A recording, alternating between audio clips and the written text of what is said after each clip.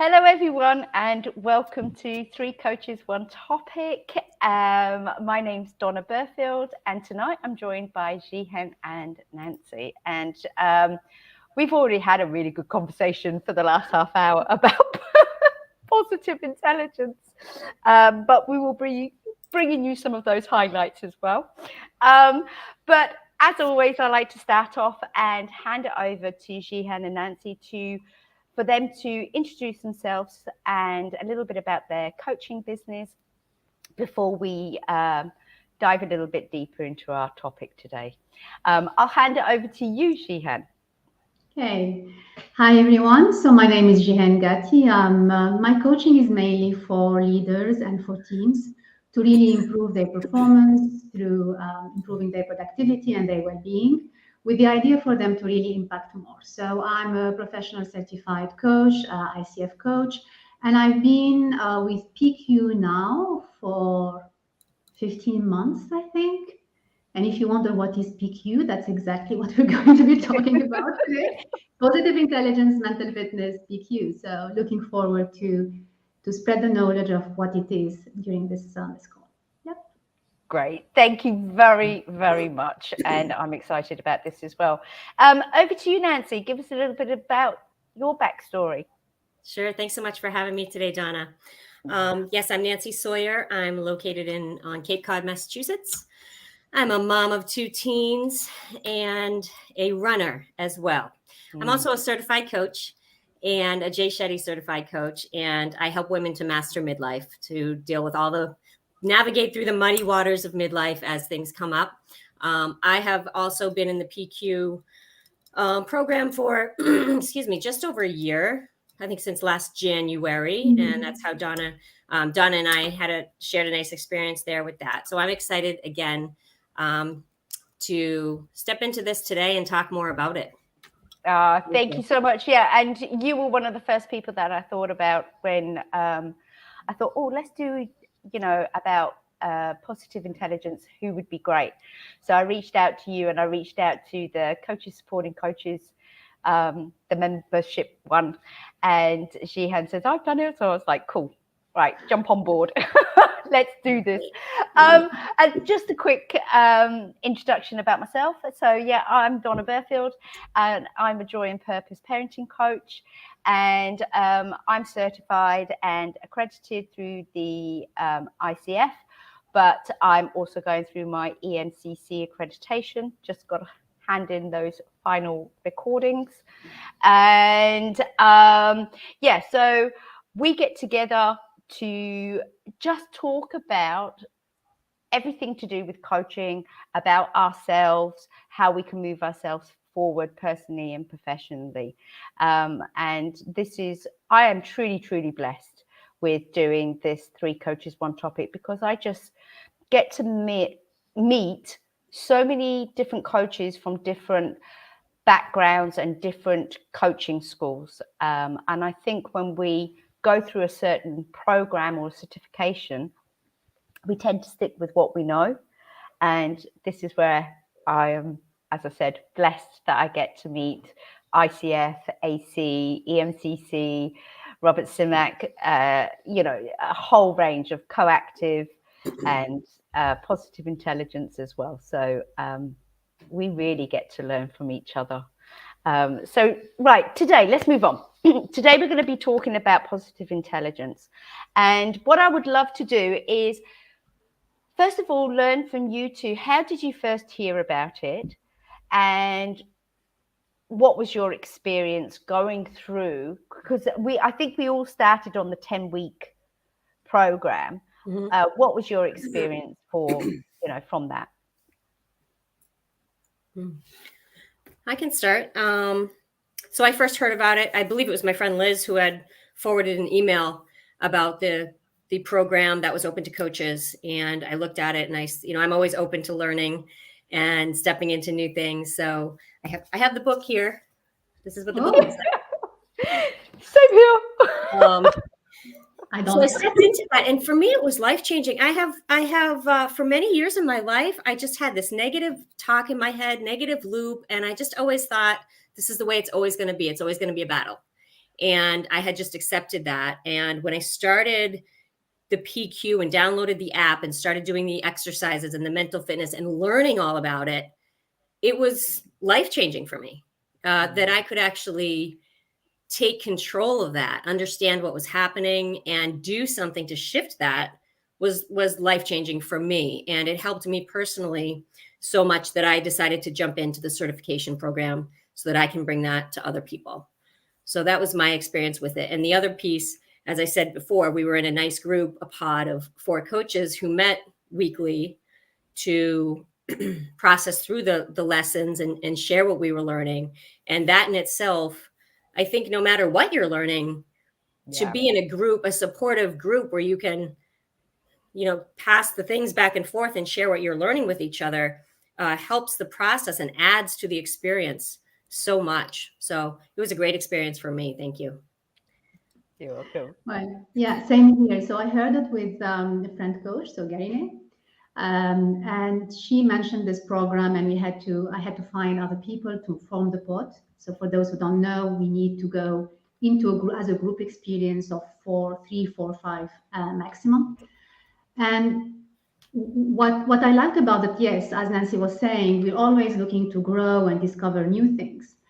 And when I was exposed to this, I had already my Robert Zimmer certification. I was within the ICF program already. But what I loved about it is that we all know that we have this sabotaging voice, and we said before in coaching we talk about them too. We say they're limiting beliefs, but the way positive intelligence is looking at them and the way they really classified into only 10 of them, we sometimes have the feeling they're so crowded in here, like so many voices and so many personas. But to say there's only 10 of them, and you can really counter that by only 5 powers. So I love things that are really structured and a nice framework. And the other thing is that while we do our coaching, etc., what change can be easy. Like I witnessed transformations with the NLP or other techniques that can be really instantaneous. But then to keep the change might be a challenge, because we go back and life, there's always challenges coming through. So this idea of having mental fitness, of having a practice that you can do with an app that really you can take with you anywhere, anytime. It only takes 10 seconds. You're in the middle of a meeting, we're in the middle of this conversation, and I feel I'm getting my saboteurs, and we'll explain that for those who don't understand, activated. I can still, while I'm still speaking, practice techniques that will switch me back to a more sage perspective and a place where I can have more control on my energy and my state. So the experience was amazing, and the experience of having that pod and the exchange, because within that pod there was one person, we didn't all know each other beforehand, and that was really a great experience and a great exchange. And that's why also, like Nancy, I continued after that with a 6 months program to get into learning much more about PQ, and I'm using it still for myself and also for my clients. Yeah. No, perfect. And I love the fact that you two have continued. Unfortunately, I didn't continue with it. There was a lot going on with me at that particular moment in time. Having to move house. I was going through my ICF accreditation and finishing off my training. And it was just not the right time and space, mentally, physically, or financially, because, these things are costly. But yeah, I first saw it, and I was like, this is interesting. I want to know more. So I did a little bit of research. I did their online assessment for Saboteurs, which was a little bit confronting. But again, we talked about that, and we will go into this a little bit deeper in a minute. But I was confronted, but it was the way that I was defining that information. And so I reached out to some other fellow coaches from Jay Shetty, who I stayed in touch with, Liz, who has been on the show and is actually coming back on in April. And Kevin and Nancy joined us, and we really embraced it. So because it was suggested that we met up for half an hour to an hour to discuss that week's released video and information, we didn't. We watched the video together and we discussed the whole things. We kept on pausing, and we had a really, really in-depth experience. So I loved it. At the time, I didn't walk away with as many aha moments as Nancy and Liz, because I'd already done a previous course on saboteurs. But it's funny, over the last couple of weeks, I was sharing with you two earlier, I have been going through quite a difficult time mentally, and I started to get some anxiety attacks that I'd never ever experienced before in my life. So it came out of nowhere.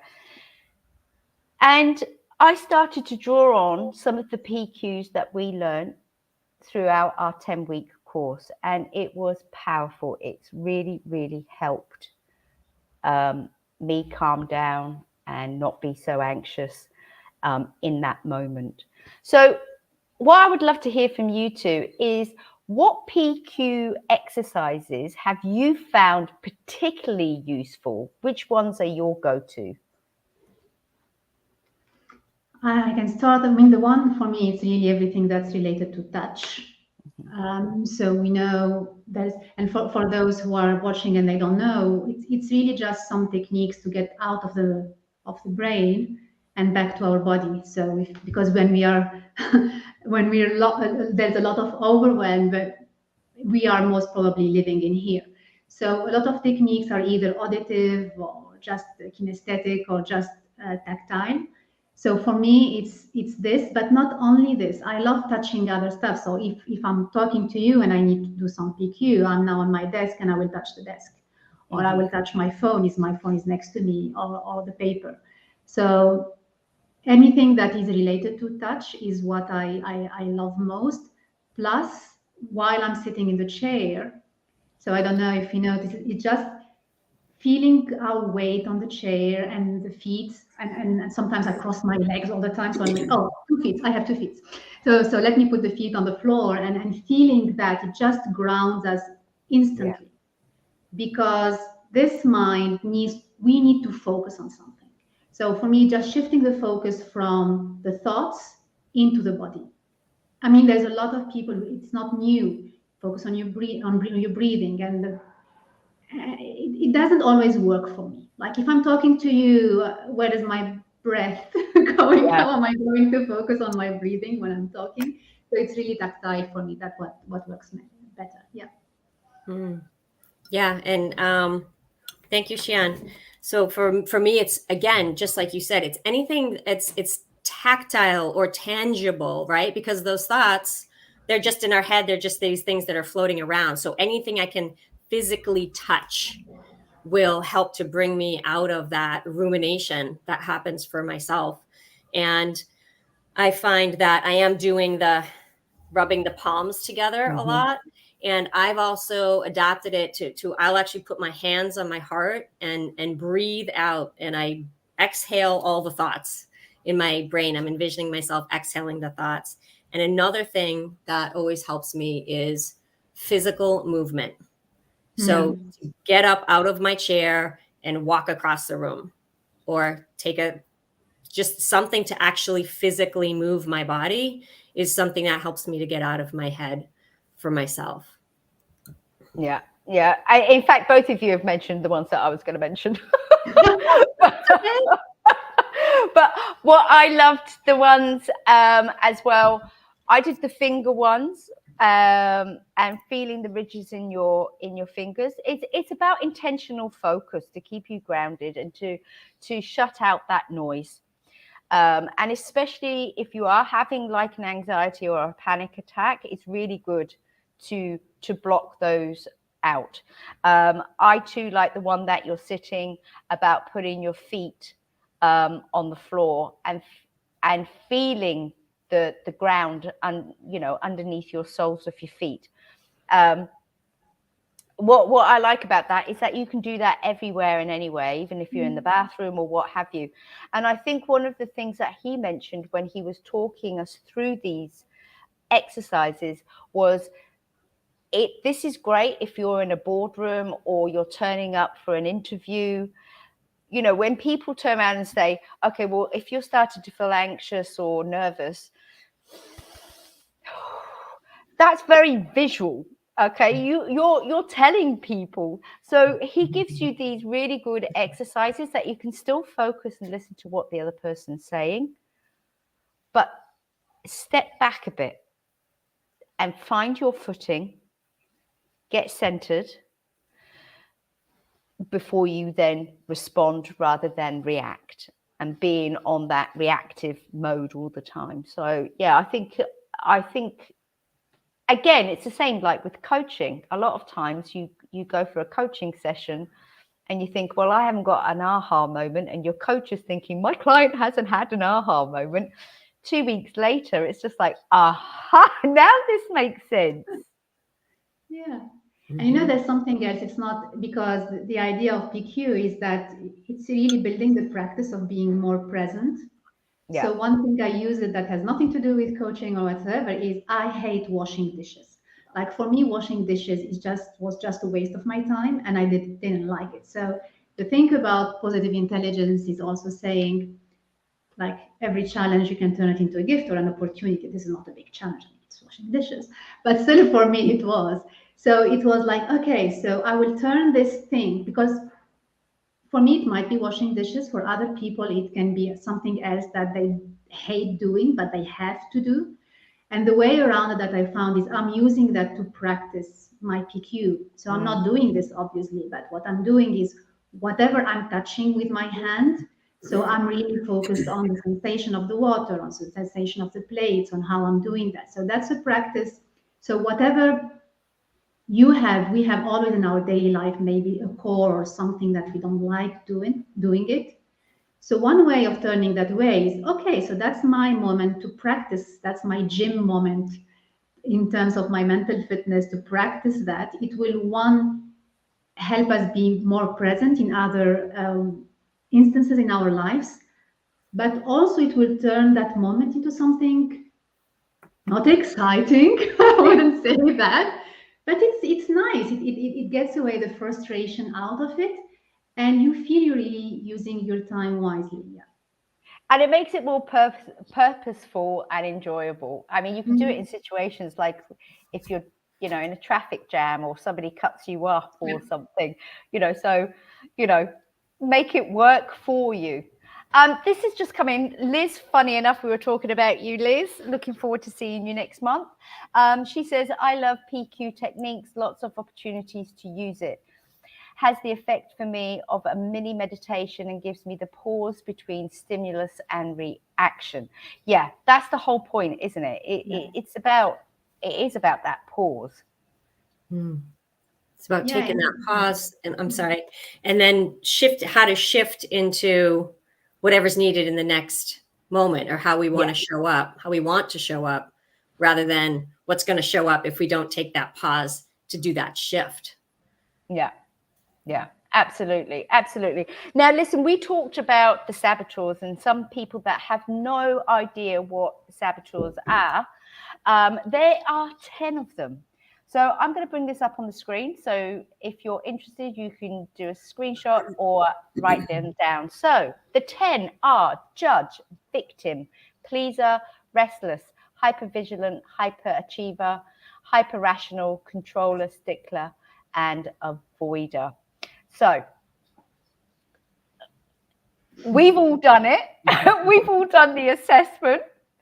If you're happy to share, what was your top 2 that came to the forefront? And what was your interpretation when you first saw it? And then after you read the explanation, did you go, oh, okay, I get it? Yes, so maybe just to clarify for everyone, so there are 10, but the judge is what they call the universal saboteur. So everyone has a judge, judging ourselves, judging others, or judging whatever is happening around us. So when you do the assessment, and it's actually a free assessment on the Positive Intelligence website, you will have the results on the 9 others. So for me, I remember the first one. I don't remember the others, even if they are on the app somehow hidden. But the first one is the avoider, and then the others, I think there were a competition between hyperachiever, hyper rational. Yeah, these two. And when I saw the results, I wasn't really surprised. I mean, the way they also putting the names don't make them very like, oh, I'm an avoider. That's not nice. But but it spoke to me in terms of I'm more, and it, the whole idea of the saboteurs is that the saboteurs are disguised as they're actually serving us, and they've been serving us at some point of time, right? But then if they start telling lies to us, so my avoider lie would be, no, I'm someone who loves being, and I'm a Libra, so I'm harmony and balance. So it's a good thing to avoid conflict and don't want to really upset other people, which is a bit different from the pleaser. But it disguises itself as something that is actually good. But then when it comes on with the bad feelings or the negative feelings, or I'm like feeling, oh, but I'm avoiding this, which means I'm not really achieving as much as I want. Or maybe my relationship is not as healthy as it should be, because conflict it can be healthy. And I mean, if there's two people, there should be a conflict somehow. It's just how to make it healthy. So it's actually limiting my growth in my career, because I'm maybe avoiding some situations. I'm avoiding negative emotions, so which means I wouldn't go deeper maybe in a relationship to understand the other person, because I'm scared that, I'm going to create a conflict and I don't want that. So that's the idea about all of these, is that they are there for a reason. What we need to understand is they have a strength, but then there are lies, and it's about being aware of the lies and stop hiding behind the lies of these saboteurs. The other one that a lot of people like hyperachiever, I have a lot of clients with hyperachiever, and for them it's very hard for them to say, oh, I don't need it, because hyperachiever is someone who goes and make things happen, and they're like, okay, but if I don't do that, then I'm not successful. But that's the idea, is you take out the saboteur and you replace it with the sage. Saboteurs can give you success, but they can't give you happiness. And there is other ways of accomplishing both success and happiness at the same time. And that's the sage power. So tendency, avoider. And interestingly enough, because in the program afterwards, we still have the possibility to make other pods with the 6 months. So I still with the pod. And the first, we don't know each other. I didn't know any of them.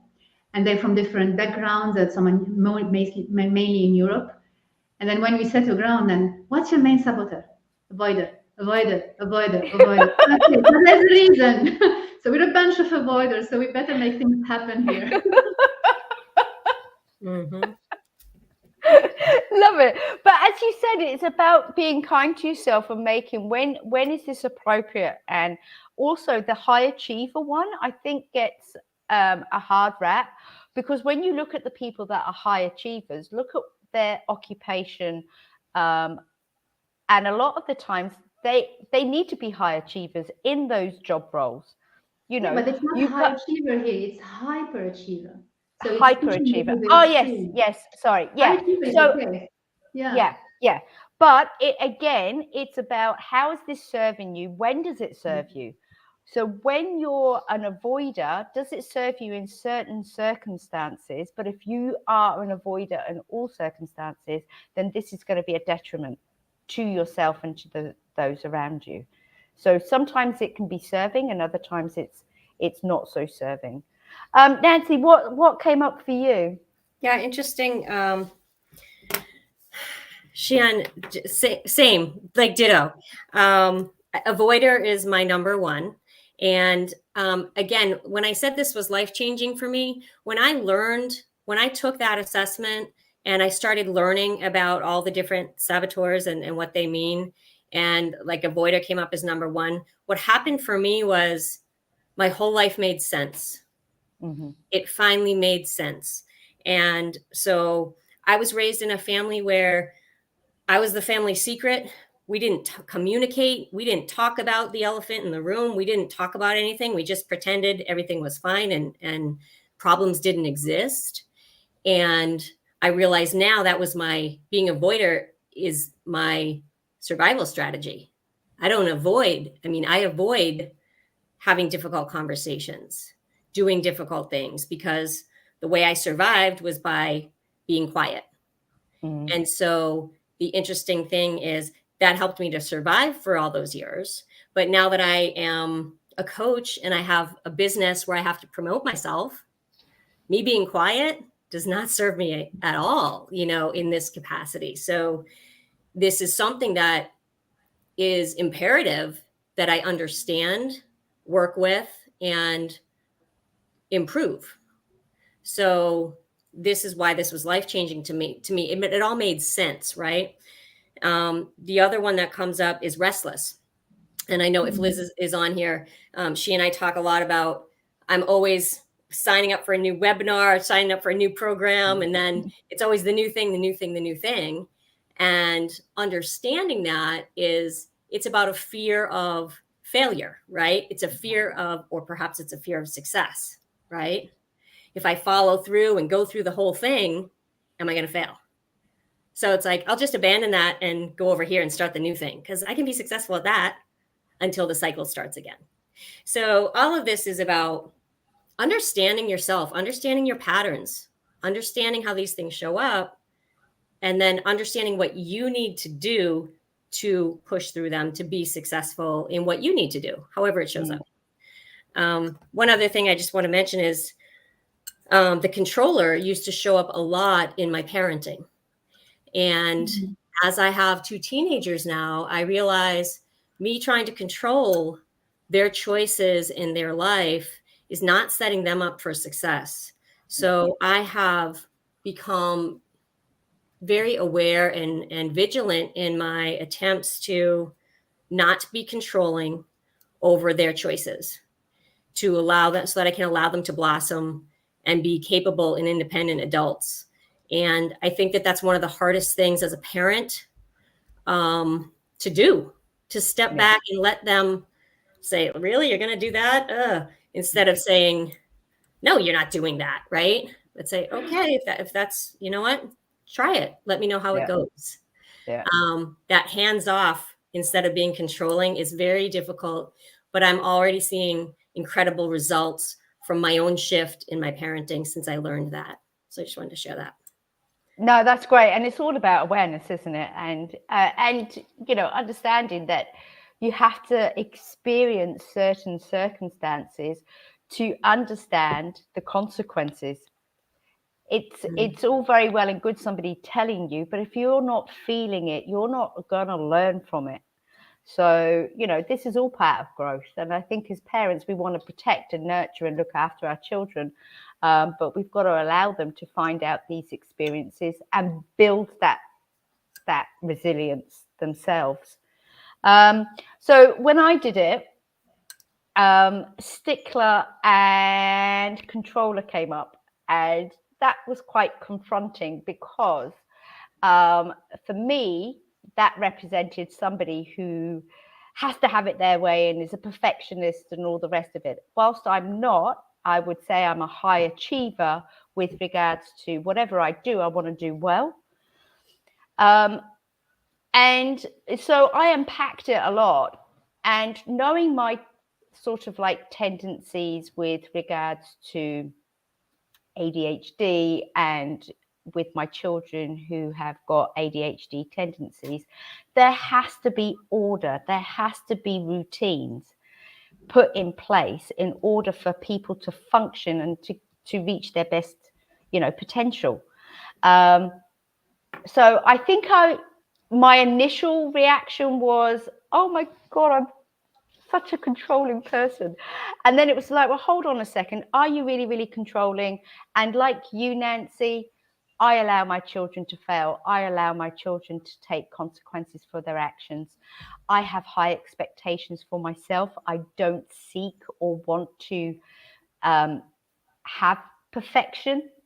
I know I'm human. I know I realize there's so much growth in not succeeding straight away. And when things do go wrong, whilst, you know, I could be really frustrated and quite fiery, I've learned again through experience that the next time you tackle it or you have to redo it, it's usually 10 times better than what you put out there in the first place. So here's to marriage number 2. No, I'm joking. I'm just joking. We have or am I? We have a question. Let me just go to the comment section. Here we go. It's from Liz. Absolutely, avoider investors here too. So many bright, shiny objects.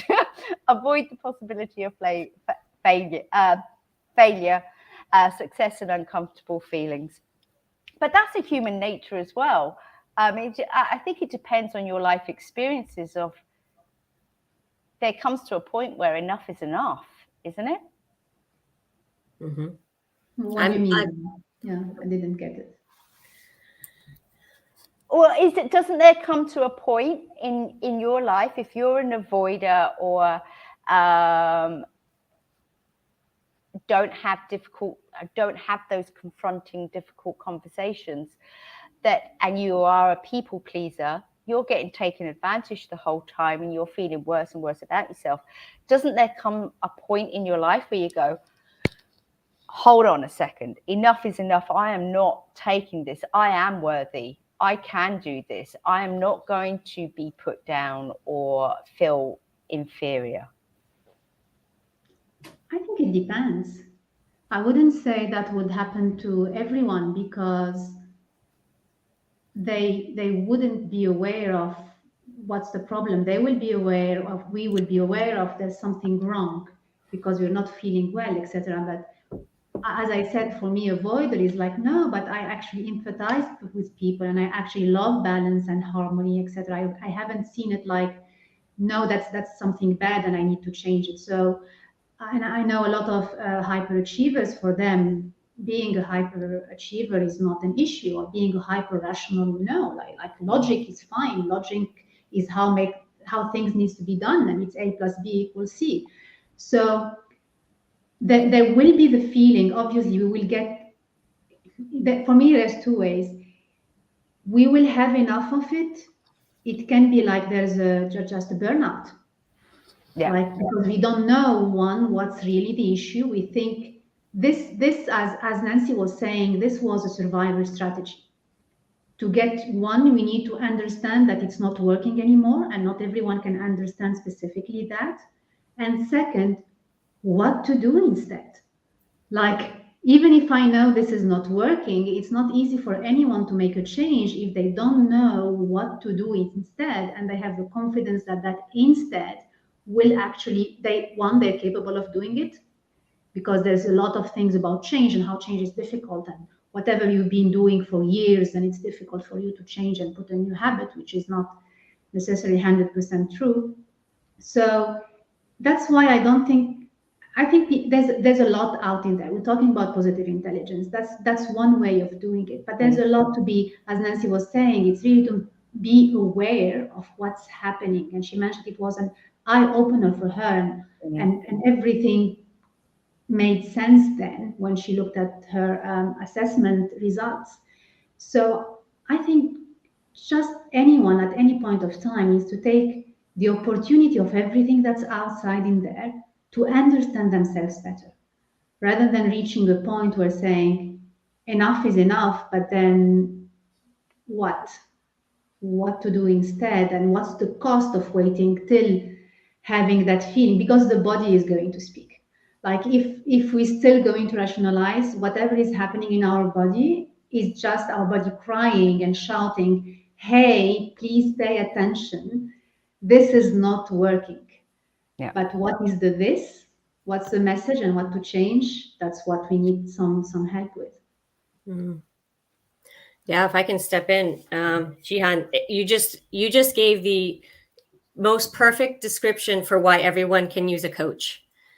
Because if we don't know what's next, it's really hard to get there. So having guidance in that area. But the thing is, like to Donna's point or question, we have to get to a point of saying enough's enough. Because here's the thing: if we've survived this long and it's worked, we're still here, right? So it's like some people are like, all right, you know what, this works. This is okay.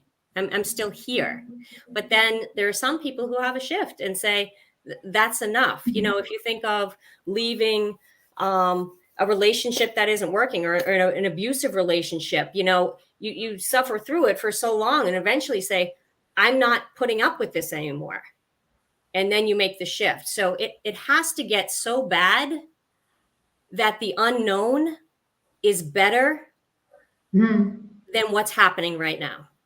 And yeah, but as you said, Nancy, you make that point with regards to when you have a coach, and it doesn't have to be a coach. It can be somebody that you're talking to who will ask you those questions. I've just lost my train of thought. I've got Adrian thing from last week. Moving forward, it doesn't have to reach crisis point. Also, when you've got that trusted person or that coach, they're highlighting what you're doing well. So by saying, what are you doing well? How are you feeling? What is this giving you? How is this moving you forward? How is this empowering you? It inadvertently highlights, or hold on a second, I'm not feeling that. I'm not getting that from behaving or accepting or allowing certain behaviors in my life. And I think that's part of what the PQ, the big goal is to have us understand that we have a choice in every moment. Yeah. We don't have to wait until it gets so bad to make a shift. We can shift with every breath, with every choice or decision we make. And how do we practice that? How do we get good at that? So we are creating every moment a life that's the one we want. Yeah. Rather than waiting, is it bad enough yet? Is it bad enough yet? Okay, now it's time to shift, right? How can we create our experience of life? How can we shift into that sage mode, into that, what is the gift here in this difficult experience? Or what is the lesson? Or what could I do differently? Exploring, right? Getting curious. It's the whole power of the PQ is to shift quickly into that rather than keeping ourselves in a state of suffering or, dealing with it. Yeah. Yeah. It highlights that what are you going to accept and what actions or possibilities are out there for you that you could take up. Liz is just saying, for me, there are two big concepts in PQ, which were big shifts for me. One, saboteurs are positive attribute, which are overused or taboo. And two, there is a gift opportunity in every situation. Absolutely. I mean, what is the lesson? What's the gift that's happening here? Before we go, let's have a quick chat about, where is it? The sages. Now, so you've got the saboteurs and then you've got the sages. So I'll hand it over to you as you're more. Yeah. I just want to point out what Liz's comment was, just the hand on the hot stove, which you'll remember this maybe, Donna, is, when is pain helpful? Is pain helpful? And yes, if we put our hand on the hot stove, we want to lift it off quickly. And when we stay in that negative mindset, it's keeping our hand on the stove, right? So what are we learning from that negative thought, and how can we pull our hand off the stove and shift into the sage with one of these powers? Yeah, absolutely. So it is about, you don't have to physically put your hand on the stove beforehand. You see the stove and then you take action. So, I agree. Okay, so with the sage, how has this enlightened you, and how do you incorporate in your lives, your daily lives? I love the explore. and the innovate. So these are 5 powers for the sage, and they can be used whatever. I mean, and because afterwards, even with the system for the coaches who are watching this, there's also a system of coaching using the PQ. So using how to really identify the saboteur or the limiting belief, and how to go through emphasize and explore, etc., to really get the most out of any situation. So what I love about explore is that it gives us, so explore is being curious. How does Shazad say it? Is like the anthropologist or what? I don't remember. Yes. Yeah.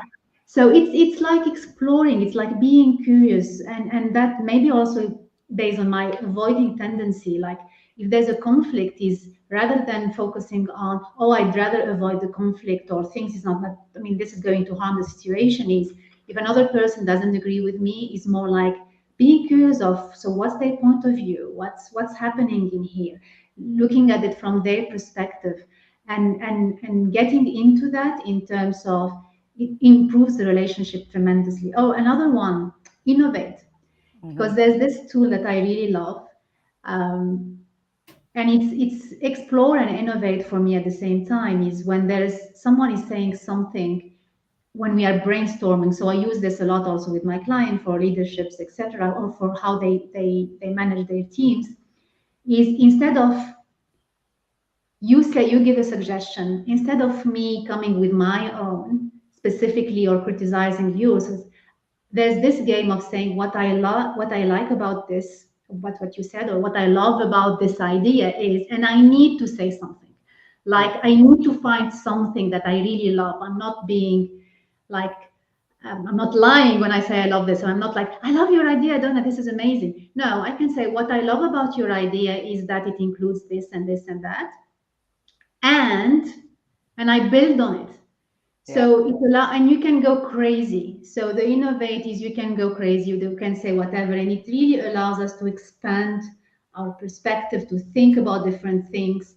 And I use this image. I don't know if you know, there's this game in Spain, the castle. So the human towers. Yeah. So they will be playing this, what's the highest human tower? So they will put kids on the top because they're lightest, and they build on each other. Yeah, but very safe. I know. They don't, but the thing is that if you look at the human tower one, you have everyone in there, the strongest ones, the lightest one, the ones that's more agile, and they really build on each other. So, and innovate is that just like this for me. This game is really someone says something, and we built on this, and you would never have reached that specific idea or that specific thinking out of the box if I was just brainstorming in my own.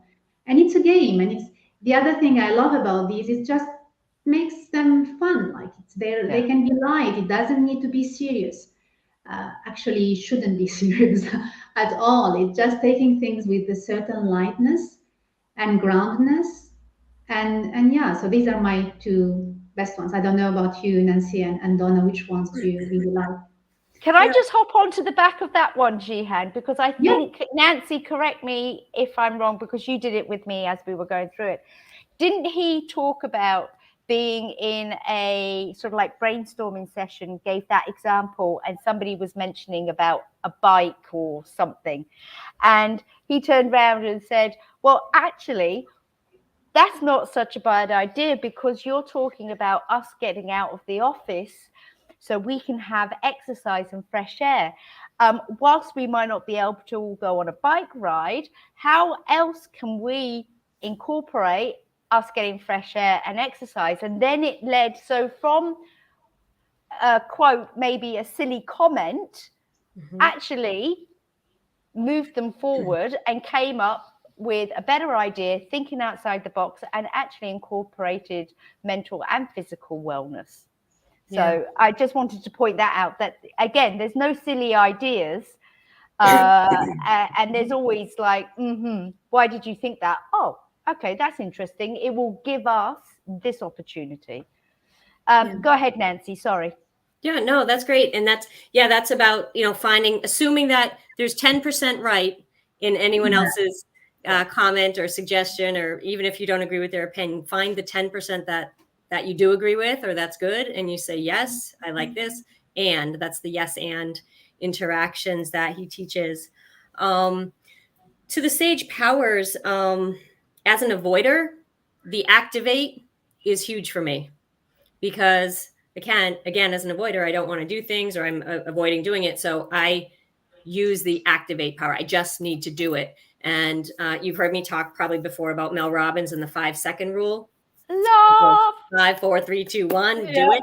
So All the I use time. that all the time to activate. But in addition to that, I need the navigate power, because if I'm going to do something, I need to know what I'm going to do. So how am I going to navigate through this thing that I want to accomplish? What are the steps that I'm going to need to take? How am I going to get from A to B if this is my end goal? I can't just tell myself, okay, get up and do it. I need to know what specifically I need to do to reach the goal. So I use those two powers together for myself to help myself achieve things. And then the empathize power, I've been an empath my whole life. So for me, I use that often, as in if there's someone who's upsetting me, someone who does something I don't like, someone who I think is a jerk, I just think to myself, what's coming up for them that they're showing up like this? Like, what is their life like that this is how they react to something that, if they're overreacting or just not being nice? I'm like, it must be really hard to be them. And I get curious about what that person might be going through or bringing to the table. So again, I think that these powers they're pretty awesome when you can tap into it. Yeah, absolutely. I mean, I think, again, what I'm going to put up is, I remember quite a few coaches was when we were going through the training, they found it difficult of always having to take the moral high ground, or they felt it was the higher moral high ground of feeling what the other person's feeling. And, something would happen and it's a case of, yeah, okay, so they could be having a difficult time. It's good to get curious about them. When at the end of the day, it was a case of this person kept on being aggressive towards them, or putting them down, making them feel worthless. And it was a case of, whilst they were there being empathetic to other people and curious about why they are behaving in that manner, nobody was asking them, how are you feeling and what are you going through? So I think, again, you've got to have that balance of the two. Whilst there's a time to be, that's interesting why you behave this way. What's going on for you? Are you having a difficult time? As well as being assertive and turning around and saying, listen, I don't know what's going on. However, I do not appreciate you talking to me that way. I'm happy to have that conversation, but I do want you to know moving forward that if you do talk to me like that again, I will be walking. So I think there's a time to be empathetic and a time to be assertive, and you can combine the two. Yeah. Putting up those boundaries. Go ahead, Jihen. No, I was going to say, it's a set of powers. It's 5 powers. So it's like you're this superhero, and then you use whatever power is adequate for the situation.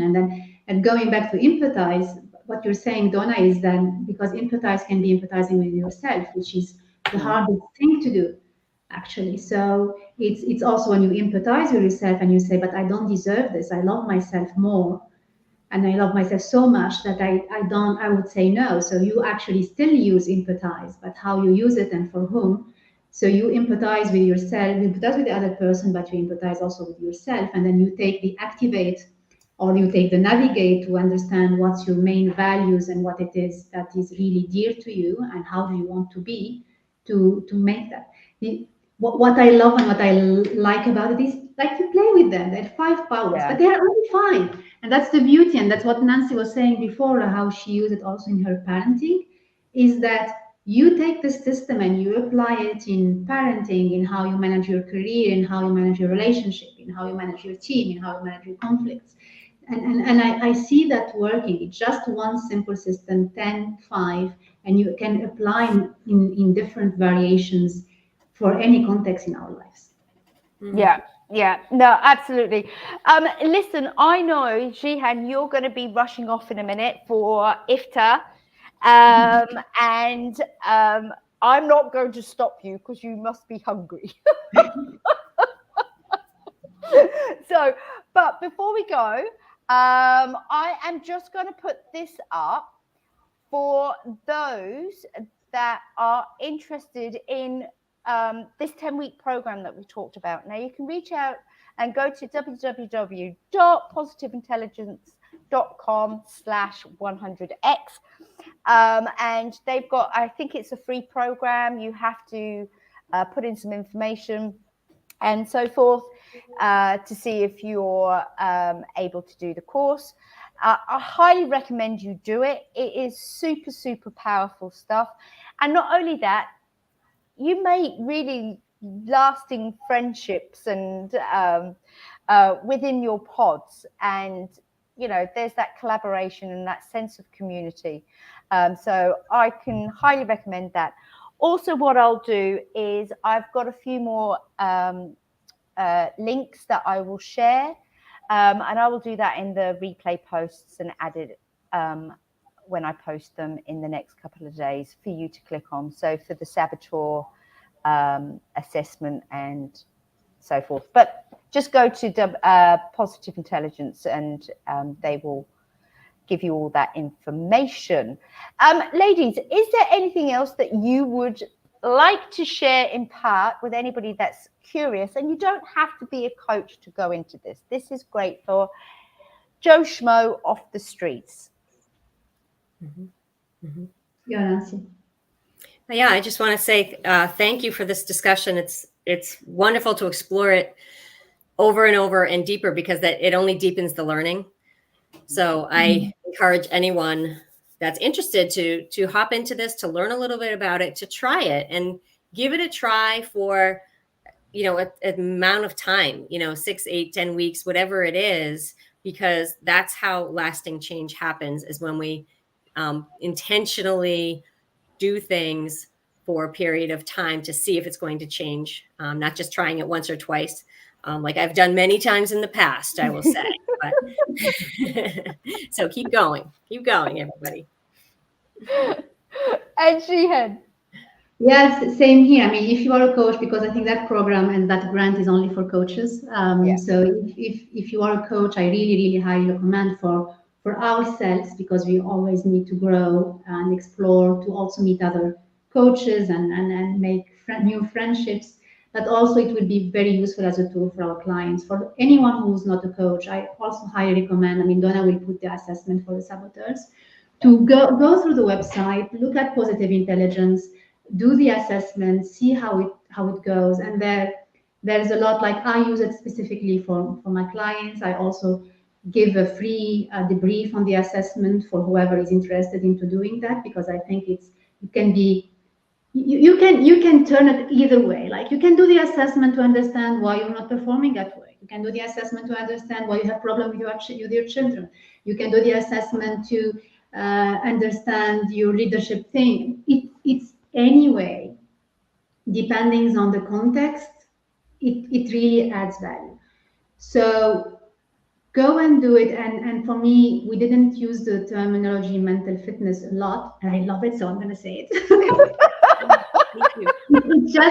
It just we talk a lot about physical fitness. We talk a lot about mental health, but it's not the thing about, I think the denomination mental fitness is genius, because you don't need, mental health has somehow the stigma of, oh, but I'm not sick. I mean, it's very important, but for some people they have like, oh, but that means I'm sick or something is wrong with me. Mental fitness is almost the same. I mean, it's the label, just to make it very clear, but it's also to address people who are in this journey of, I want to be better and I want to improve, and I don't think there's something wrong with me, but then what about getting even better? So if this speaks to you more, go and have a look. I mean, this whole idea of we are sabotaging ourselves, we have this thoughts in our mind. You, as Nancy was saying, and you also, Donna, is like, you have the choice. You have the choice on how you are feeling, how you are behaving, and how you are acting. Things might sometimes seem they are happening to us. They're not happening to us. Is whatever things are happening, there is a story behind in our mind, and that's what makes us feel the stress or the overwhelm or whatsoever. Anything that is outside, we still have the choice of what meaning we can make it in our mind. And based on that, it can expand. I mean, we need to finish, and it's a whole topic. But yeah, we have the choice. Give it a try. Yeah, absolutely. And I would say, yes, we do have the choice, but that's usually when we're in a more sound mode. And if you find that you are in survival mode, where it's very hard to see possibilities, this is the time maybe that you do need to reach out to a healthcare professional to get that support. Because when you are in the trenches, it's very, very difficult you react, you don't respond, and you're just fighting absolutely everything. So get that support in order for you to get to the place where you are starting to realize, actually, I do have choices, I do have the power. And I love what you just said, Jihen, about the mental fitness. It is about that intentional maintenance, that care maintenance for yourself, mentally, physically, and doing it, as I said, intentionally.